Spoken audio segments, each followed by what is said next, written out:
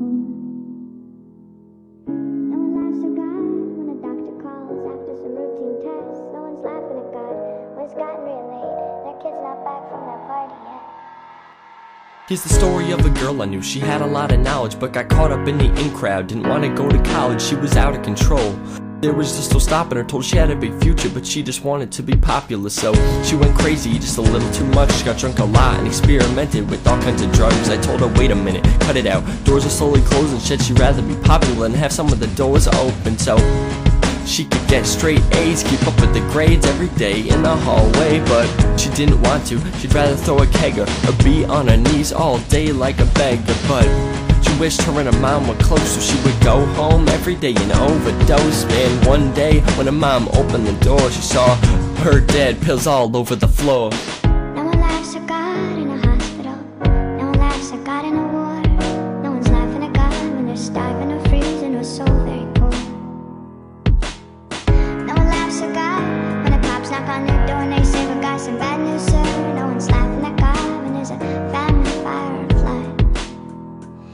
There was a boy named Bobby, and he always had a crush on this girl named Kelsey. She had him falling in love, same school since kindergarten. And did I forget to mention, he'd steal her crayons in classes to try to get her attention. Same thing in first grade, but he pushed her down at recess. Just wanted to show her that he thought she was the best. But they barely talked, she kinda thought he was a bully. But Kelsey was naive, she didn't understand fully that Bobby felt alone, and he just needed love. And sometimes acted tough, cause his whole life was rough. At home being beaten, and barely ever eaten. Only memory of his mom is the one of her leaving. So he wrote Kelsey a letter, hoping that it would make the relationship better. But it didn't, cause she didn't even read it. Didn't write back, so he went home and started bleeding.